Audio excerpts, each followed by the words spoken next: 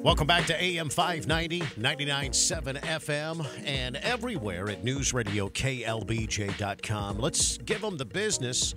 It's brought to you by myfurnituremarket.com. Tesla is getting some competition here in the Lone Star State.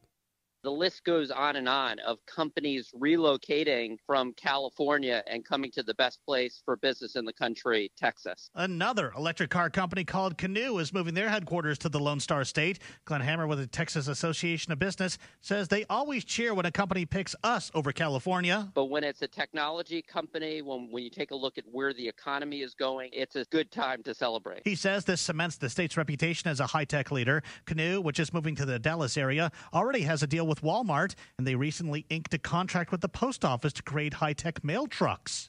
Michael Board, TSN News. The FBI is launching a new effort to stop text fraud. The agency says the scammers are getting out of control. Fox on Tech.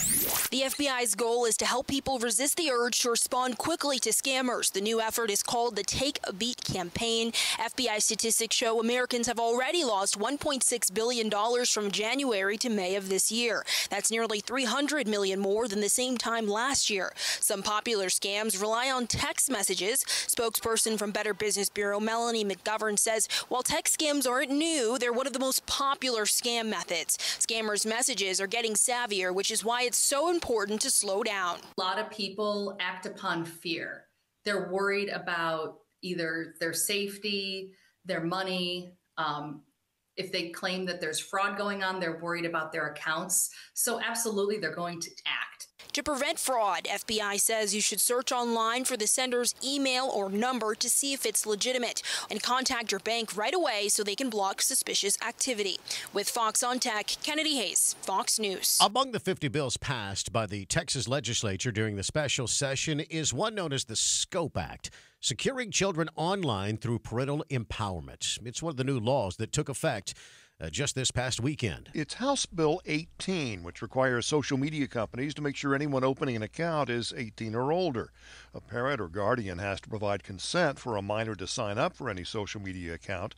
That consent can be given through regular mail, an electronic scan, or a video call to verify government-issued identification. Sites cannot allow minors to make any purchases, and they have to block or filter anything harmful to prevent physical, emotional, and developmental harm, such as suicide, eating disorders, and sexual exploitation.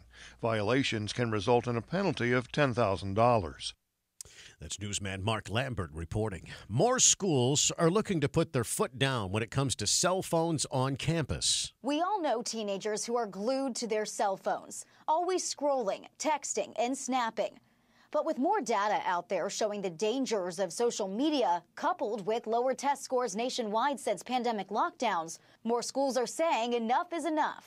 Fairfax County in Virginia is one school district cracking down on cell phones. At some of its middle schools, students will lock away their phones in a magnetic pouch. Schools in Arkansas, California, Connecticut, and Texas are also trying this out. Mental health is a driving force behind many of these new policies. When Congress is back in session next week, lawmakers are expected to officially pass legislation aimed at making social media safer for teens.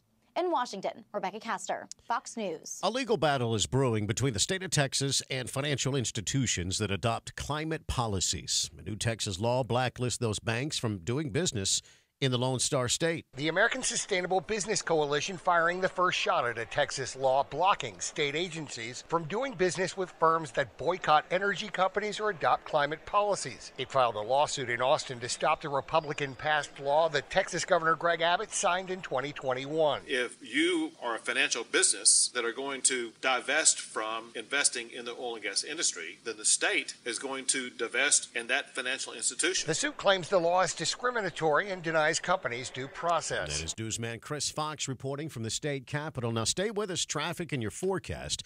That's all coming up. It is 5:54 here at KLBJ. The Todd and Oz Show.